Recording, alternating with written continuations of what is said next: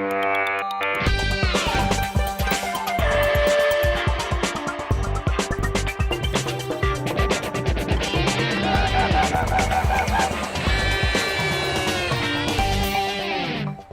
this episode of The Travel Bug, I'm heading to the land of the rising sun, Japan.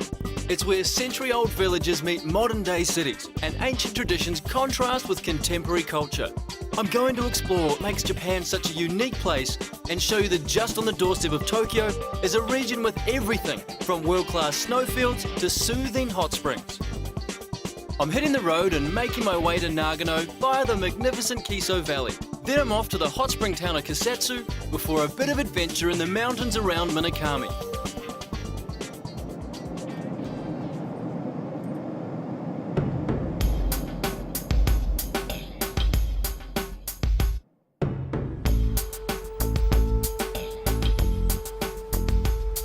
Japan is a country of over 127 million people, all squashed into a tiny landmass made up of thousands of islands.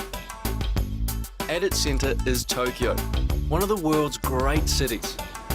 What was once a small fishing village is now a thriving metropolis, and as far as I can tell, it never shuts down. This city has high-rise buildings filling the skyline as far as the eye can see. But while Tokyo might be a sprawling megacity with over 12 million inhabitants, just beyond the urban expanse there are places where age-old traditions are still practiced. And you can experience a Japan that hasn't been altered by Western influence. And that's where my journey is heading.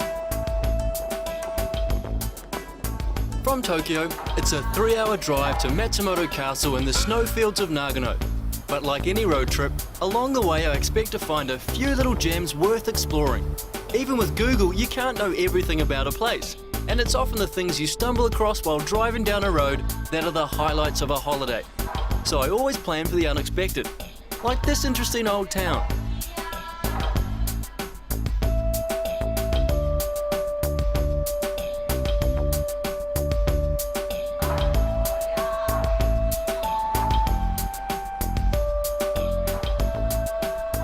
From the moment you arrive here, you can feel the town's history. The buildings are all made of timber that looks like it's been weathered for thousands of years, and there's the smell of wood fires drifting through the air. It was really peaceful and calm, the perfect place for an artist. The world over, Japan is renowned for its beautiful arts and crafts. And here in Kiso, they make lacquerware, or shiki. And then here, not only get to see the different types, I get to see how it's made.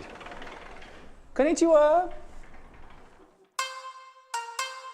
The Japanese have been making lacquerware for over a millennium, and this art form is now of great cultural significance. From humble beginnings of being used as an adhesive and for protective coatings, lacquer use has evolved and it's now shaped into beautiful creations. Here, in the Kiso Valley, craftsmen have been harvesting the valuable sap from the urishi tree and using it to make decorative artwork for around 450 years. Everything from tableware and furniture to jewellery and ornaments are painstakingly created using traditional methods that have changed very little throughout the centuries. It's a great example of the Japanese ethos, where master craftsmen will spend a lifetime in the pursuit of perfection. Every intricate detail is done by hand, and the final product is seen as an extension of the artists themselves, not just a simple bowl or jewellery box. To them, it's something more.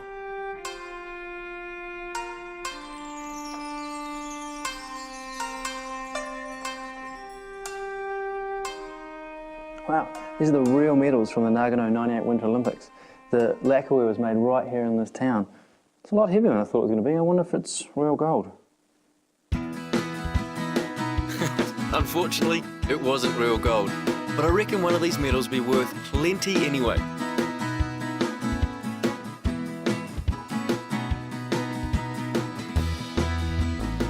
Watching an artist at work is mesmerising, and when you think it can take several days to complete even a simple piece, it's easy to appreciate why the Japanese consider shiki to be of such value. I personally would never have the patience to sit and toil for hours on anything, so I've got a lot of respect for these people. Back into the cold, I slowly made my way further down the road and eventually found myself in the quaint town of Narai. It's known as a post town and was built during the Edo period, sometime in the 17th century. It marked the halfway point for travellers that were making their way down the Nakasendo route, which was a major roadway that linked Kyoto and Edo, which is now known as Tokyo. The long walk down Narai's main road is really interesting, taking you past beautifully restored houses, souvenir shops and this amazing water fountain, which I've been told was used by travellers passing through town and to supply water to the villagers. Apparently, the writing you see on the sides are the names of the families that still lay claim to it today. The buildings have been preserved as a representation of traditional architecture, with many of the families living here having been neighbours for over 400 years. Now this girl doesn't look too bad for her age, does she? You know what? I reckon there's something in that water.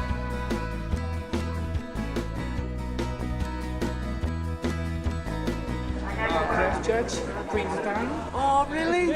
Oh!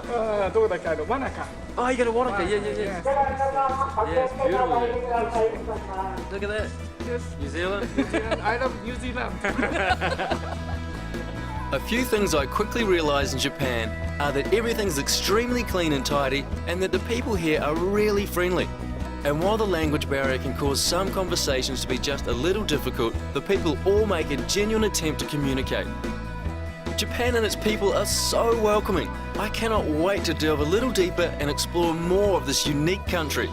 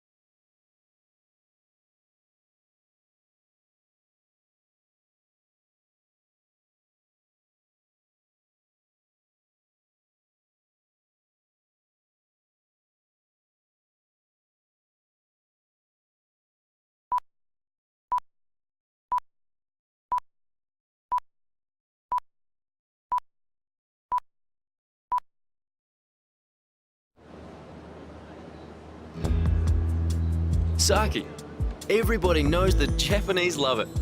It's their national alcohol and plays a role not only at social gatherings, but it's also used in ceremonies. And here at the Daiseki Brewery, they make some of the country's best. How important is sake to the Japanese people? Japanese people have been drinking sake for thousands of years. Really? Now part of our culture.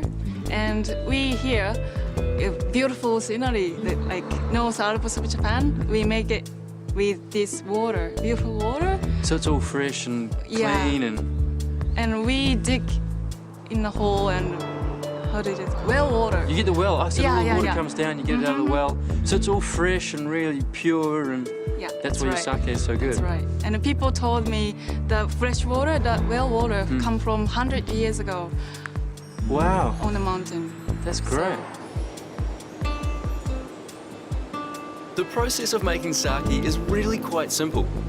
And even though brewing technology has come a long way since sake was first made, here they employ mostly traditional techniques, using only the most pure of ingredients. Do people today still revere sake, like still look at it as a very special drink? Very special, I think, because the sake has a history, I think. Like a samurai drink sake as also, and we could feel the culture, maybe.